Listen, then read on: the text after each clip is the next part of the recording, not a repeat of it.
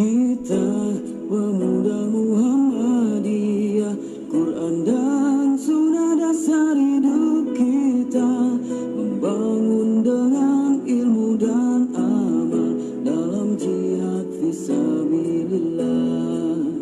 Teguhkan sikap hidup kita, amar ma'ruf nahi mungkar, rela berkorban jiwa raga, wujudkan masyarakat utama, selalu siap sedia, selalu bergembira, masa depan hidup kita, berlomba dalam kebaikan, Indonesia kita jaya.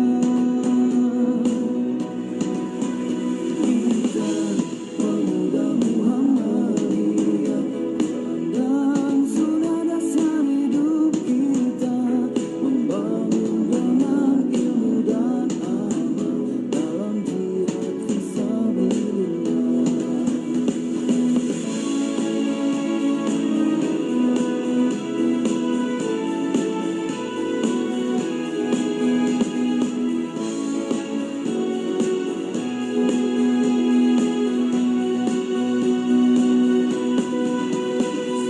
Siap sedia, selalu bergembira, masa depan hidup kita, berlomba-lomba dalam kebaikan, Indonesia kita jaya. Siap sedia, selalu bergembira, masa depan hidup kita, berlomba-lomba dalam kebaikan, Indonesia kita jaya. Berlomba dalam kebaikan, Indonesia kita jaya. Kita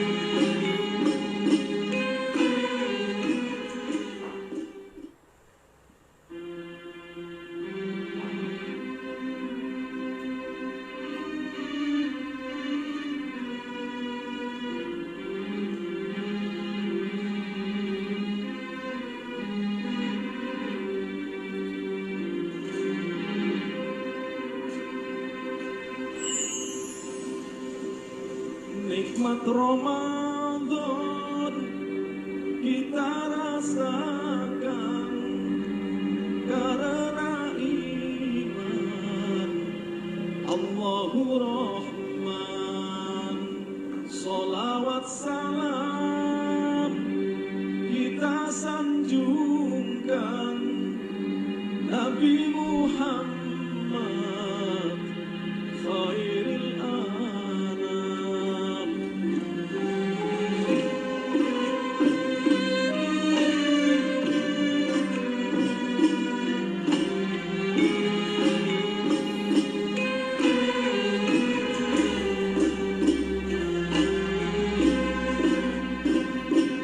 Sahur dan subuh terasa indah, lapar dan haus terasa indah, tahan amarah terasa indah, tundukkan nafsu terasa indah.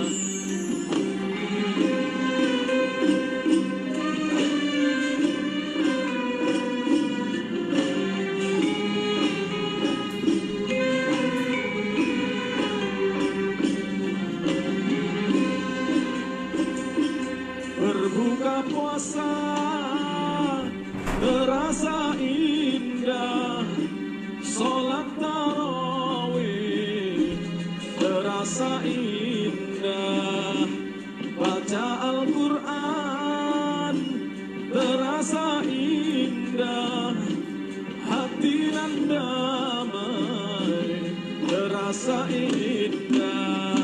Marhaban Ramadan, marhaban Ramadan, marhaban Ramadan, marhaban Ramadan,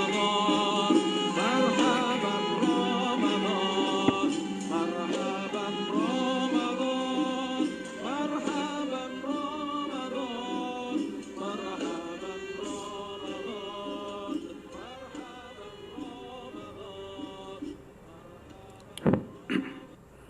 Assalamualaikum warahmatullahi wabarakatuh. Innal hamdalillah nahmaduhu wa nasta'inuhu wa nastaghfiruh wa na'udzu billahi min shururi anfusina wa min sayyiati a'malina may yahdihillahu fala mudhillalah wa may yudlil fala hadiyalah. Asyhadu an la ilaha illallah wahdahu la syarikalah wa asyhadu anna Muhammadan abduhu wa rasuluhu la nabiyya ba'dah. Allahumma sholli ala Muhammad wa ala alihi wa sahbihi ajma'in.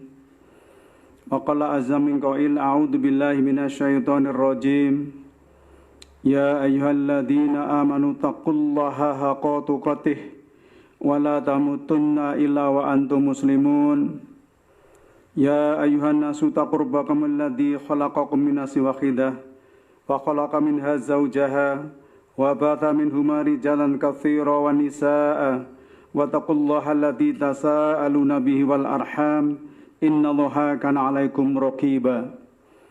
Ya ayyuhalladzina amanu taqullaha wa qulu qawlan sadida yuslih lakum a'malakum wa yaghfir lakum dunubakum wa man yuti'illah wa rasulahu faqad faza fawzan 'azima. Wa qala aidan a'udzu billahi minasyaitonir rajim. Yarfa'ullahu alladhina amanu minkum walladhina utul ilma darajat. Shadaqallahul azim. Ma'asyiral muslimin, para pendengar, para pemirsa kuliah Ramadan 1441 Hijriah yang dilaksanakan di Cinekarang oleh pimpinan cabang pemuda Muhammadiyah Kecamatan Kutarjo yang dirahmati Allah Subhanahu wa taala. Alhamdulillahirabbil alamin, puji dan syukur marilah kita panjatkan kehadirat Ilahi Rabbi Allah Subhanahu wa taala atas semua nikmat karunia yang terlimpahkan pada kita semua, sehingga pada sore hari ini kita dapat hadir dalam rangka kajian Ramadan. Saat ini kita sudah insya Allah melaksanakan Shaum Ramadan yang ke-19. Semoga semakin mendekati final kita akan semakin menguatkan energi kita. Ibarat kompetisi lari maraton, maka kita sudah hampir masuk di kilometer 20. 2/3 sudah hampir kita lalui, maka tenaga dan energi kita harus kita siapkan sedemikian rupa sehingga 10 kilometer yang berikutnya harus dengan lari yang sangat cepat, sprint, sehingga kita sampai pada finish, sampai pada garis finish, sehingga kita memperoleh kemenangan, menjadi orang yang la'alakum tatakun. Karena biasanya kalau ibarat lari maraton, kilometer awal biasanya larinya cukup cepat, kencang sekali. Tapi di menit-menit atau di kilometer akhir, biasanya sudah tenaganya habis. Maka agar kita tidak kehabisan tenaga, tidak kehabisan energi, maka pada 10 hari yang terakhir ini, kita berupaya untuk kemudian berusaha untuk memaksimalkan peran kita agar saum ini benar-benar mencapai derajat la'alakum tatakun. Salawat dan salam semoga tersanjungkan pada baginda Nabiullah Muhammad sallallahu alaihi wasallam, pada keluarganya, sahabatnya, umatnya, termasuk kita semua yang insya Allah selalu istiqomah untuk mengikuti sunnah-sunnahnya.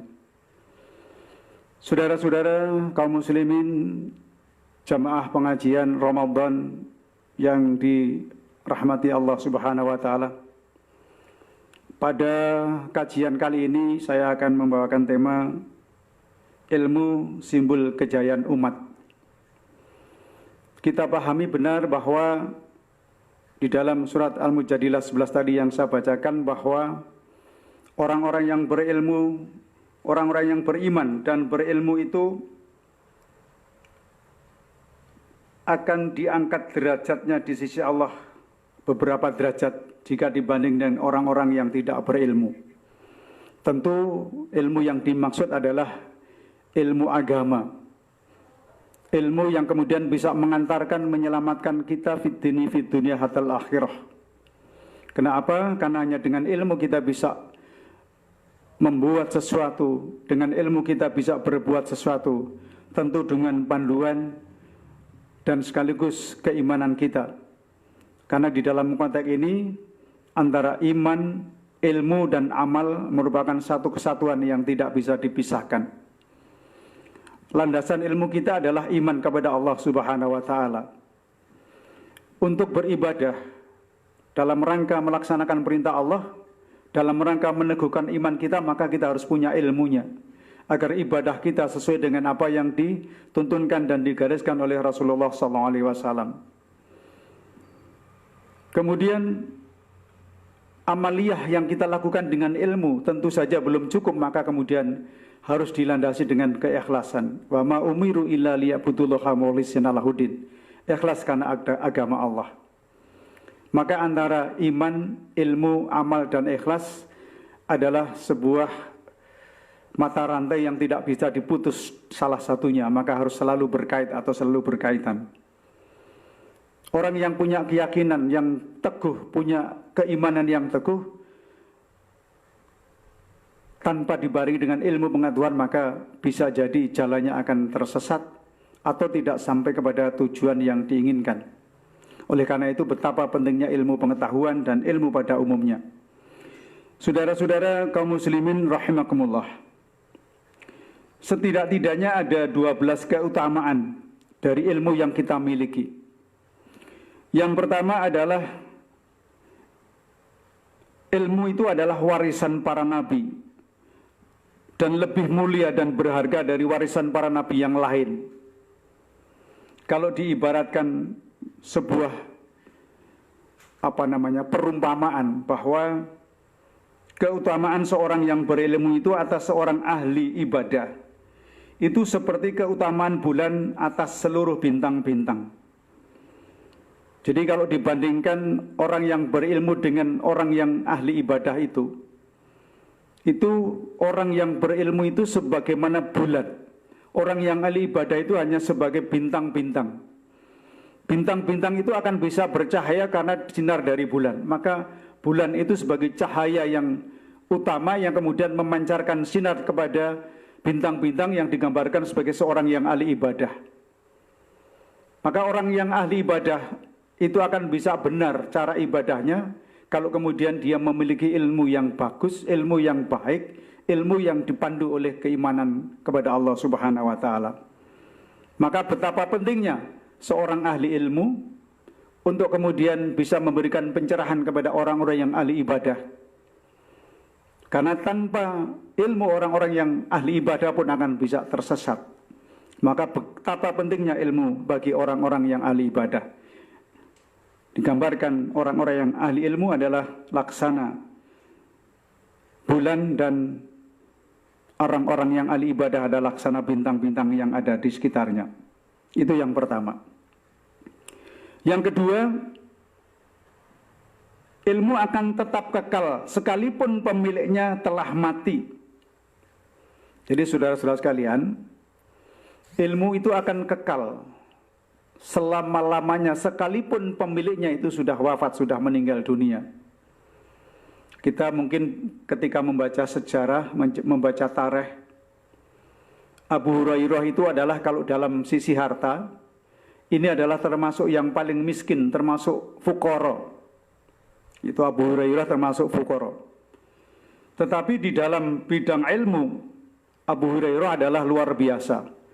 Hampir semua riwayat hadis Nabi itu sebagian besar itu diriwayatkan oleh Abu Hurairah, kecuali hadis-hadis yang berkaitan dengan Anisa atau dengan perempuan yang diriwayatkan oleh Aisyah. Ini betapa luar biasa. Ketika Abu Hurairah sudah tidak ada, maka riwayat-riwayat hadisnya sampai hari ini pun masih dijadikan rujukan orang. Itulah salah satu contoh bahwa ilmu itu ketika pemiliknya sudah tidak ada sekalipun, maka masih tetap ada dan masih tetap kekal sampai yaumul kiamah nanti. Betapa hebatnya orang-orang yang punya ilmu itu.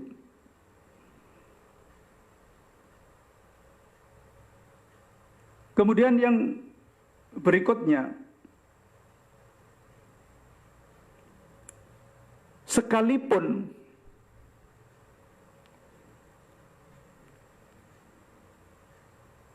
kita sugih, kita punya ilmu yang banyak, kita tidak pernah repot untuk menyimpannya. Berbeda kalau kita punya harta. Coba bayangkan, kalau kita punya mobil yang agak bagus saja misalnya, kita tidak punya garasi, ya, ditaruh di parkir di pinggir jalan, atau di depan rumah sekalipun. Itu mungkin kita nggak pernah bisa tidur. Kenapa? Karena takut, jangan-jangan nanti dibelaret orang. Jangan-jangan nanti dipukul orang, jangan-jangan nanti diambil orang, dan seterusnya. Kita ada rasa khawatir. Kalau kita punya simpanan emas barangkali, disimpan di rumah, kita masih khawatir jangan-jangan nanti dirampok orang, dimasuki orang. Punya tabungan uang di bank saja yang dijamin aman oleh bank, itu kita masih khawatir dengan penipuan lewat modus ATM yang seperti sekarang terjadi di mana-mana. Ada kekhawatiran. Ketika yang kita miliki itu harta. Bagaimana cara menyimpannya, bagaimana cara mengamankan. Pendek kata, orang yang hartanya banyak itu malah tidak nyenyak tidurnya, tidak nyaman hidupnya. Sekalipun itu dibutuhkan dan dikejar oleh orang. Seperti sekarang ini banyak orang yang kemudian kesulitan masalah pendanaan. Ya karena memang situasi corona ini luar biasa. Tetapi kita harus ingat bahwa harta yang kita miliki sekalipun kita ada kesulitan untuk kemudian menyimpan dan seterusnya, sebagaimana tadi yang saya ceritakan itu. Tapi orang yang punya ilmu tidak ada kesulitan untuk menyimpan. Semakin ilmu itu diberikan kepada banyak orang, maka semakin orang itu akan mengamalkannya dengan sebaik-baiknya. Bahkan di dalam hadis Nabi dikatakan bahwa semua amal anak cucu Adam itu putus min salasin, kecuali 3 perkara. Salah satu adalah ilmu yang bermanfaat. Salah satunya adalah ilmu yang bermanfaat. Kecuali anak yang soleh yang mendoakan, amal jariah adalah ilmu yang bermanfaat. Sekecil apapun ilmu yang dimanfaatkan atau yang kita berikan kepada orang lain, tentu ketika orang lain itu kemudian mengamalkan ilmu kita, maka kemudian pahalanya tetap akan mengalir ketika kita sudah tidak ada. Jadi sudah cara menyimpannya lebih mudah, ketika kemudian kita sudah tidak ada, maka fadilah dari ilmu yang kita ajarkan, kita sampaikan kepada orang lain, yang orang lain itu mengamalkan, maka ilmu itu akan selalu memberikan pencerahan di dalam alam kubur kita. Ini betapa hebatnya ilmu. Maka ilmu menjadi satu bagian yang tadi di awal saya sebutkan adalah benar-benar sebagai sinar rembulan atau sinar bulan yang bisa mencahayai bintang-bintang atau memberikan pencerahan kepada orang-orang yang ahli ibadah agar ibadahnya tidak tersesat. Ketika orang-orang ahli ibadah itu kemudian mengajarkan ilmunya, maka kemudian kebaikan-kebaikan, kemaslahatan itu pun akan mengalir pada diri kita. Saudara-saudara kaum muslimin rahimakumullah. Yang berikutnya adalah ilmu dapat mengantarkan pemiliknya menjadi saksi atas kebenaran dan keesaan Allah Subhanahu wa taala. Jadi ilmu itu akan menjadi saksi, mengantarkan pemiliknya menjadi saksi atas kebenaran dan keesaan Allah. Bahkan kalau di sebuah pengadilan itu ketika kita disumpah untuk diambil saksinya pun tentu kemudian atas nama Allah. Demi Allah aku bersaksi. Apa yang disaksikan? Ya tentu kemudian dengan ilmu yang dimilikinya itu akan bersaksi dengan kapasitasnya sebagaimana yang dituntut atau yang digelar di dalam pengadilan itu. Orang yang tidak punya ilmu jadi saksi bisa jadi tersangka. Ya, jadi orang yang tidak punya ilmu itu takut sekali untuk menjadi saksi, karena kalau jadi saksi tidak punya ilmunya, karena bahasa-bahasa di dalam pengadilan itu bahasa-bahasa yang kalau tidak pandai, tidak punya ilmunya akan terjebak, maka seorang saksi akan bisa menjadi tersangka. Jadi ilmu dapat mengantarkan pemiliknya menjadi saksi atas kebenaran dan keesaan Allah. Ini dalam surat Ali Imran ayat 18, Allah berfirman, A'udzu billahi minasyaitonir rajim. Syahidallahu annahu la ilaha illa huwa wal malaikatu wa ulul ilmi qaima bil qisti la ilaha huwal azizul hakim. Allah menyatakan bahwasanya tidak ada ilah yang berhak disembah melainkan Dia, yang menegakkan keadilan. Para malaikat dan orang-orang yang berilmu juga menyatakan yang demikian itu.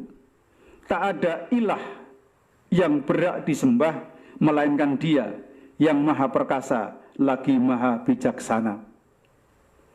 Jadi Allah sudah menandaskan di dalam surat Ali Imran ayat 18 bahwa tidak ada ilah yang berhak disembah melainkan Dia yang menegakkan keadilan. Para malaikat dan orang-orang yang berilmu juga mengatakan yang demikian. Tak ada ilah yang berhak disembah melainkan Dia yang maha perkasa lagi maha bijaksana. Artinya apa, saudara-saudara sekalian, bahwa ilmu itu menjadi bagian penting dari sebuah kesaksian kita. Bahkan sebuah proses pengadilan itu akan berjalan sesuai dengan koridor hukum Allah atau tidak bergantung pada saksinya.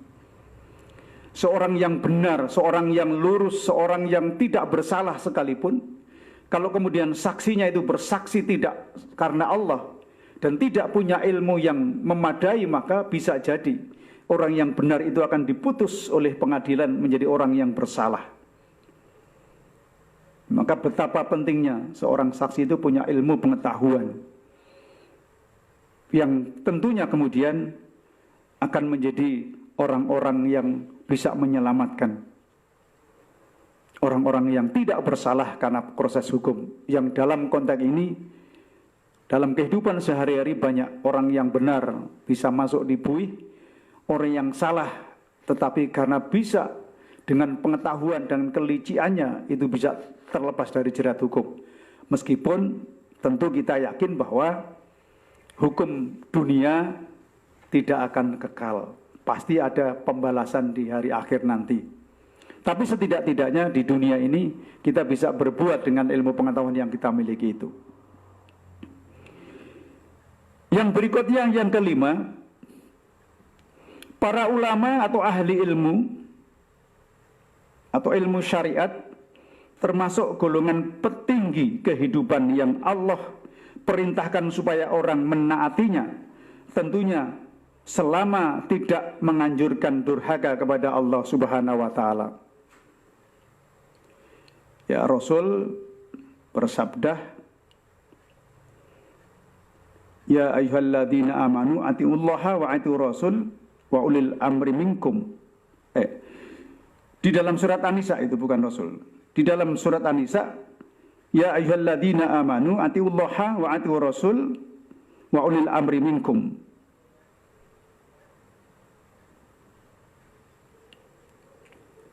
Artinya apa? Ulil amri minkum. Kalau dalam konteks ini adalah taat kepada Allah dan Rasul dan ulil amri minkum. Apa itu? Ya pemerintah. Dalam konteks pemerintah ini, kalau di dalam situasi corona ini adalah ya majelis ulama. Majelis ulama itu adalah kumpulan orang-orang yang faham, orang-orang yang ahli di bidangnya. Baik masalah hukumnya, masalah syari'nya, masalah apapun yang tentu kemudian punya kapasitas. Nah, orang-orang yang punya keahlian itu tentu kemudian harus diikuti. Ulil amri minkum itu diikuti. Fatwanya diikuti. Kenapa kita mengikuti? Tentu karena landasannya adalah mereka punya kapasitas, punya ilmu yang memadai, punya ilmu yang sesuai dengan bidang keahliannya. Maka kita wajib taat kepada Allah, kepada Rasul, dan kepada ulil amri minkum, penguasa.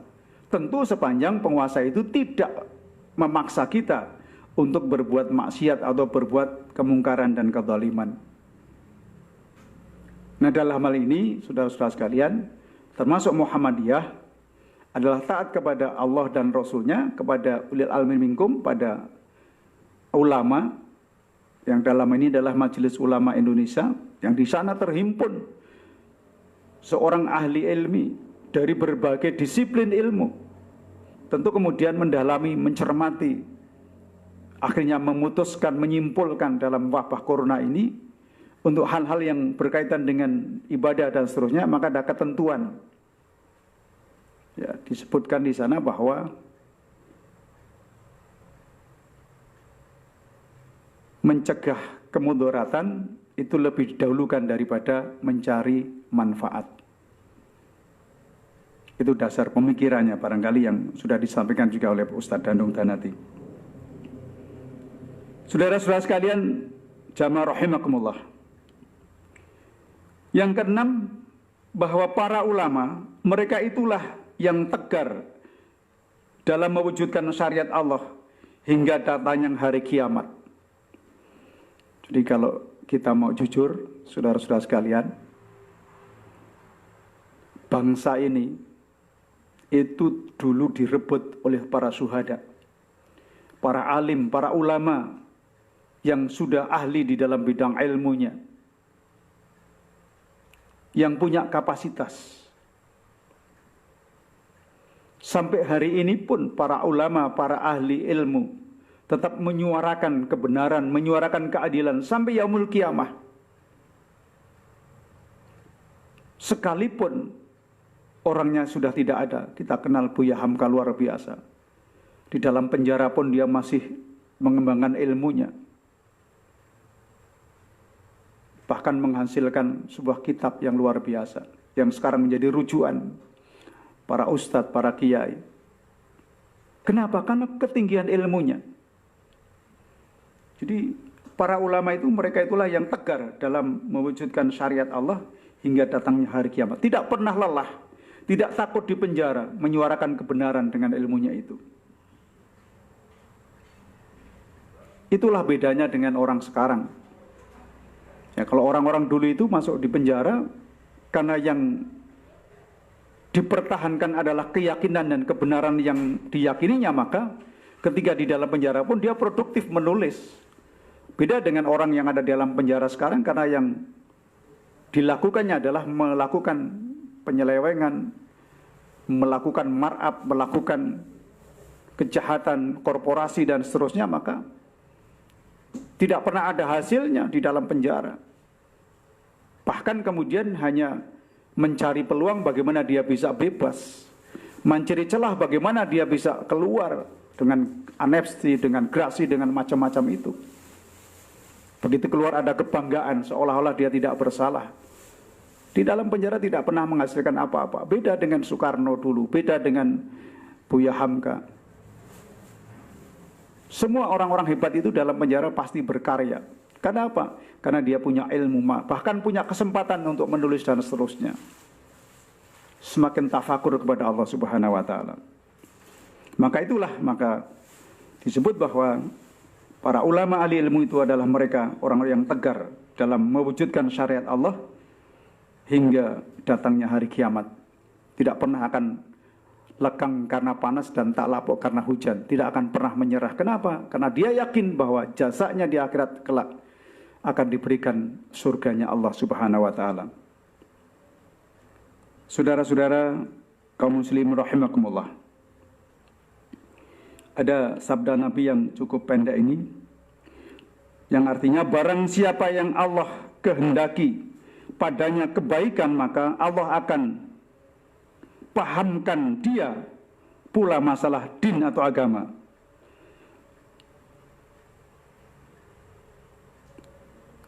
Aku adalah Al-Qazim, yang membagi, sedang Allah yang maha memberi, kata Nabi. Umat ini akan senantiasa tegak di atas perkara Allah, tidak akan memudaratkan kepada mereka orang-orang yang menyelisihi mereka sampai datang putusan Allah. Hadis riwayat Bukhari. Saudara-saudara kaum muslimin rahimakumullah.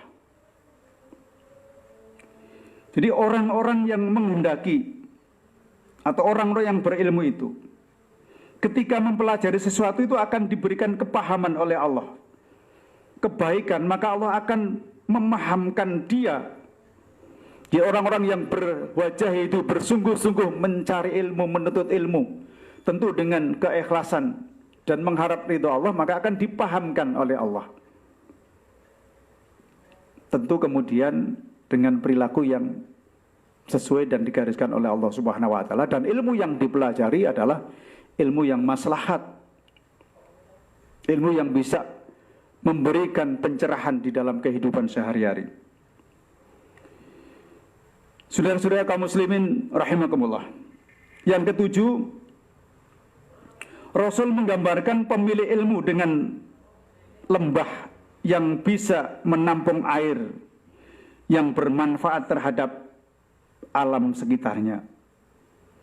Jadi orang yang punya ilmu itu digambarkan adalah dengan lembah yang bisa menampung air. Tatkala kemudian di musim penghujan, air itu bisa menampung sehingga tidak terjadi banjir. Pada musim kemarau, air itu bisa dialirkan ke sawah, ke sungai, ke kebun, ke ladang, untuk pertumbuhan, untuk pertanian. Itu ibaratnya seperti itu.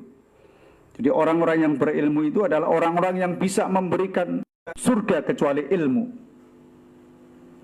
Ada Rasulullah SAW bersabda, barang siapa menempuh jalan untuk mencari ilmu, maka Allah mudahkan baginya jalan menuju surga.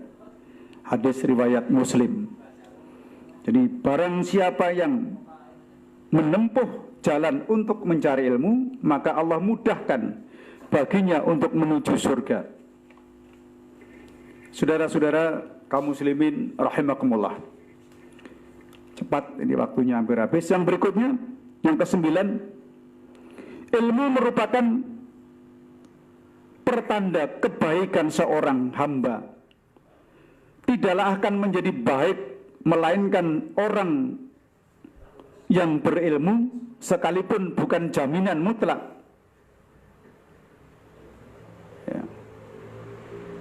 Mungkin orang-orang yang berilmu tapi tidak bisa memanfaatkan ilmunya. Yang dimaksud bahwa ilmu merupakan pertanda kebaikan seorang hamba, tidak akan menjadi baik melainkan orang yang berilmu, sekalipun bukan jaminan mutlak. Ini hadis riwayat Bukhari. Siapa yang Allah kehendaki kebaikan dan pahamkan dia masalah din atau masalah agama. Tentu tadi saya sebut, barang siapa yang belajar ilmu akan dipahamkan dengan mudah oleh Allah Subhanahu wa taala.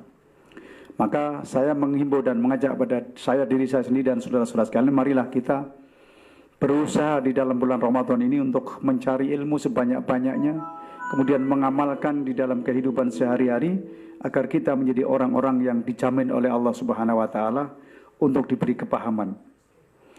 Yang ke-10, ilmu adalah cahaya yang menerangi kehidupan hamba sehingga dia tahu bagaimana beribadah kepada Allah dan bermuamalah dengan para hamba Allah. Jadi dengan ilmu itu kita bisa berhablum minallah secara benar dan berhablum minanas juga secara benar. Yang ke-11, orang yang berilmu adalah cahaya bagi manusia lain. Dengan dirinya lah manusia dapat ditunjukkan jalan hidupnya. Kisah ini mungkin dapat kita lihat, saudara-saudara sekalian. Ada kisah dulu seorang ahli maksiat sudah membunuh 99 orang.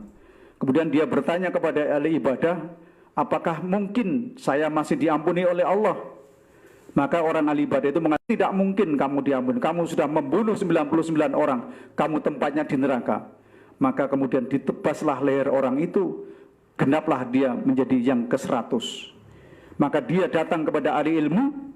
Dia jawab, sepanjang dosamu, seberapapun dosamu, masih sangat luas dan besar rahmat Allah. Maka ketika kamu bertobat tobatan nasuha, maka masih ada pintu tobat dan kamu akan diampuni.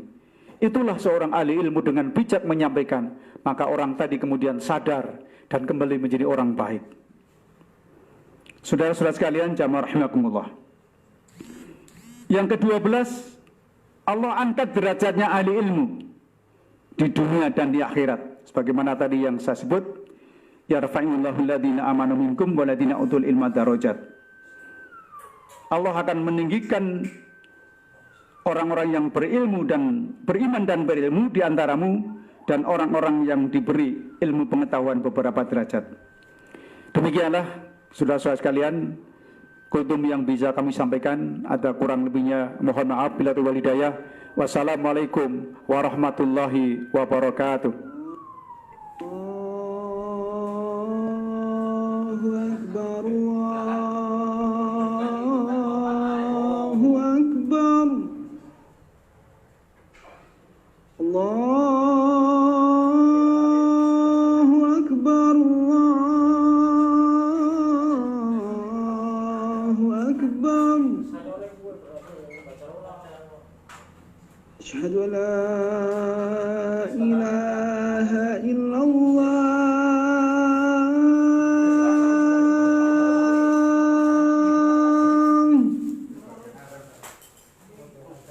Asyhadu an la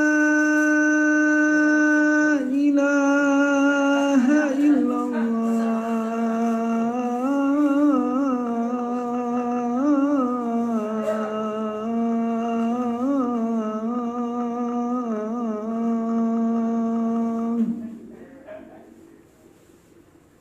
Asyhadu anna Muhammadar Rasulullah.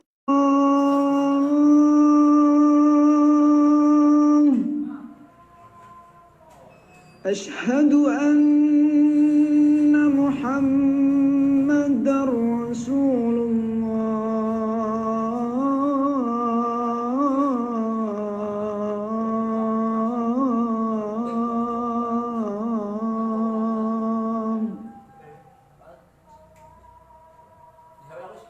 Hayya 'alas salah.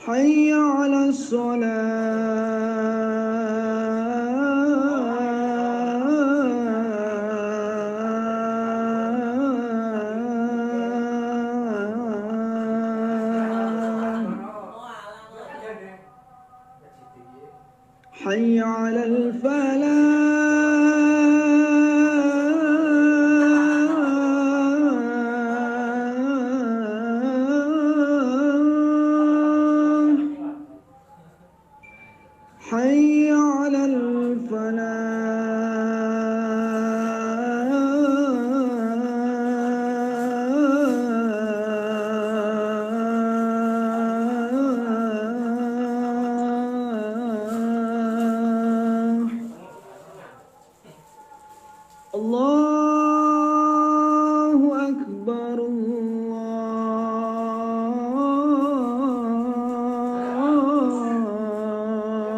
الله أكبر لا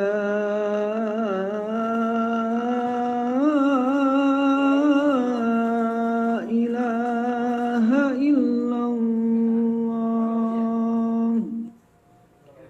اللهم صل وسلم على محمد وعلى آل محمد اللهم رب هذه الدعوة التامة والصلاة القائمة آت محمدا الوسيلة والفضيلة وابعثه المقام محمودا الذي وعدته